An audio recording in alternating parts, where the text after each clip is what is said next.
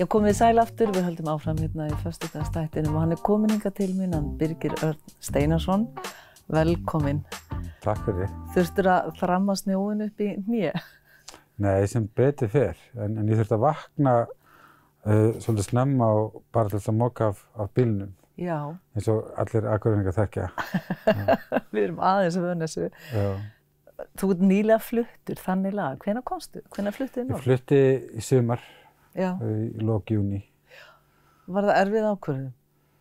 Nei, það var alveg eitthvað sem við hjónin okkur hafði langar til að prófa. Af því hún héðan og á stóri fjölskyldu hér og ég svona eiginlega gaukaði að framkvæmdastjóra Píeta að ef það ætti eitthvað að senda eitthvað norður þá var ég til í að skoða það, sko. Þannig að ég svona eiginlega bjó þetta til sjálfur, þetta tækifæri og svo árið seinna þá kom kallið og þá þannig við vorum alveg til, sko. Já, þú varst búin að opna fyrir þetta. Já, algjörlega. Talandi hver sinna gæfu smiður. Já, einmitt.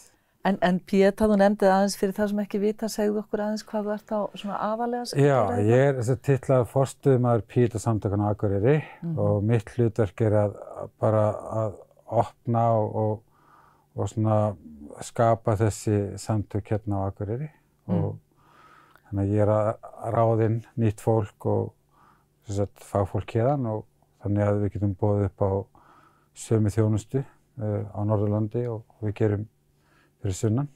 Er þetta ekki rosalega mikið forvarnir í raun og veru sem þið eruð að sinna? Þetta er náttúrulega bara frí viðtöl fyrir fólk sem eru í sjálfsvíshættu. Já. Þannig að við leggjum aðaláherslu það. En sen erum við líka með, eins og við byrjum fyrir áramót með svona syrgjenda stuðningshópa. Þeir sem hafa mist, þarna mánaðarlegir fundir sem að ganga mjög vel. Næsti fundur mitt 14. febrúar. Já. Og svo erum við líka með svona stuðning fyrir aðstandendur. Það er fólk sem er kannski býr með einhvern sem er í hættu eða líður mjög illa. Það er svona leiðbeiningar hvernig er best að fara að viðkomandi og svoleiðis. Það forvarnir, já, við erum svona forvarnar samtök og fyrst og fremst. Bara svona í kannski stuttumáli, hver eru bestu forvarnir gegn sjálfsvígum? Bara tala beint út, spurja og eiga opinskart samtal við fólk. Já. Reyna að, oft er að svona skoða svona bara spennustiginn á heimilum líka. Já. Oft er maður þegar eitthvað sem líður illa í kringu þá er oft gott að einblína ekki endilega á hans hegðun, líka skoða sína eigin hegðun. Til að sjá hvort það sé eitthvað sem viðbrögðmanns og það allt saman. Svoleiðis, sko. Mælir ekki með að fólk noti tónlist? Ég nota tónlist. Já, ég veit að þú gerir það, sko. Ég veit, fyrir mér er bara tónlist form af hugleiðslu. Þannig að ég mæli með því nefnilega. Það er eitthvað við tónlist. Það sagði ykkur að tónlist er bara music is what feelings sound like. Já. Já, og ég veist þetta er svo gott, því að maður sér átt svona, þegar ég var unglingur, að hlusta ég á svo drungalega tónlist að mamma og pabbi drógu þá eina ályktun, ég hlyti að byrja á eiturlyfjum.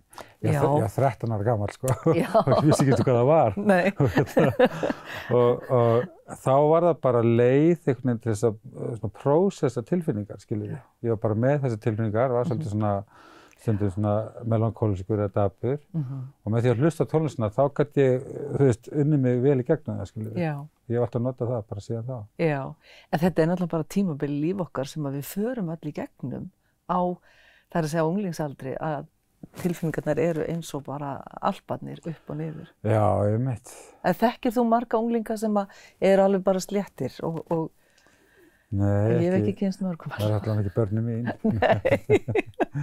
Nei. En segðu mér aðeins bara með tónlistina, af því að hún er svo stór partur af þér og fyrir það sem ekki vita, þú varst nú í lengi og ertu ennþá í Maus, eða hvernig er það? Það er góð spurning.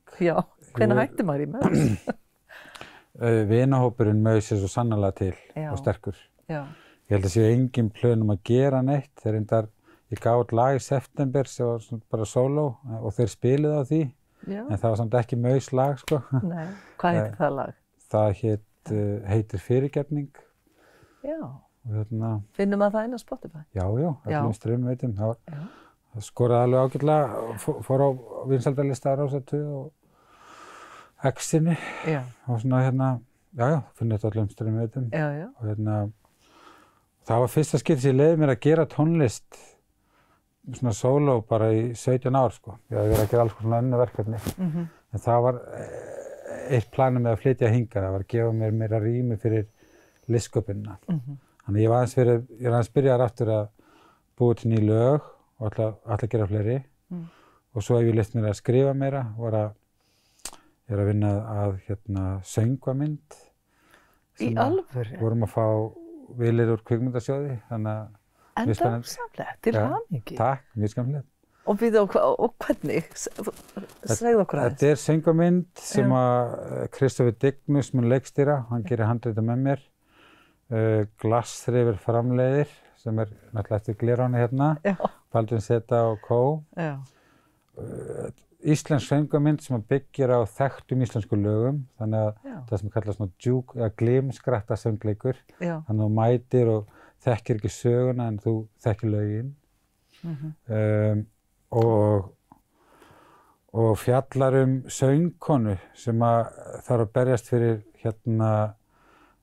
svona raunni berjast út úr erfiðu sambandi og berjast fyrir sjálfstæði sinni. Það sem að reyna að gera er að búa til svona raunveruleika, nema það sem að þegar fólki liggur mikið undir þá brestur það í söng, sko. Já, þetta er svona Mamma Mia feelingur. Já, akkurat. Þannig. Og líka eins og Moulin Rouge var svona mynd líka, það sem voru bara þekkt lög. Já, þannig að uppskriftin er til en þetta er íslensk útfærsla. Fyrsta skipti sem að þetta er rauninni bara eins og að ef þú myndir taka svona Vestló söngleik og pimpa hann upp og gera alvöru bíómynd, sko. Já. En þið hefur dreymt þetta lengi og svo bara hefstu tækifæri á tíman inn á Akureyri, en gaman. Já, mér dreymt að mér hefur langar til að komast aftur inn í skrifin, því eftir ég var sálfræðingur þá yfirtók það svolítið allt saman bara. Já. Ég útskrifaðist á laugardegi og svo bara strax á mánudegi var ég komið 6 skjólstæðinga. Þannig að það búið að vera algjör keyrsla bara frá fyrsta degi. Já. Þannig að það yfirtók einhvern veginn alls saman og ég fann einhvern veginn að jafnvægja þannig að ég hafði minni tíma til að sinna þessa listsköpun og þá verð ég bara súr á skrítinn, sko. Þannig að ég ákvað að ég þyrfti bara að taka mér pláss fyrir það. Já. Og það var frábært tækifæri með að koma hingað að í dag vinn ég 4 daga sem forstöðumaður og sálfræðingur og svo 1 dag ég bara listamaður. Og þá daga ég annaðhvort að gera tónlist eða skrifa eitthvað eða vinna eitthvað í svona skapandi hlutum, sko. Er það dagurinn sem þú hlakkar mest til í vikunni? Það er mánudagur. Mánudagarnir mínir eru frábærir, sko. Valdirðu mánudag í þetta? Snið. Já, einmitt. Hvað ætlarðu að fara að gera í dag? Hvað ætlarðu að gera helgina? Ég er bara að fara að vinna á eftir. Ég er bara að fyrir héðan beint í viðtöl upp í Píetahús. Og helgina er ég að vonast til þess að vinna aðeins meira í íbúðinni minni. Nú, hvað er það að þar? Við erum bara að setja upp hillur og mála og ganga frá svona hlutum. Það er að skapa líka. Já, þetta er allt mjög skapandi, sko. Já. Kanntu við Akureyri? Já, alltaf gert. Já. Og við vorum til dæmis ég er búinn að vera hérna rosa mikið. Hún er að gifta konu minni í 13 eða 14 ár. Hún er að horfa. Það var ekki að segja vitlaust.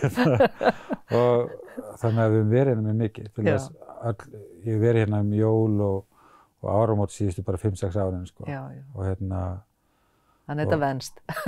Já, við eigum líka stærri fjölskyldu hér en fyrir sunnan. Já.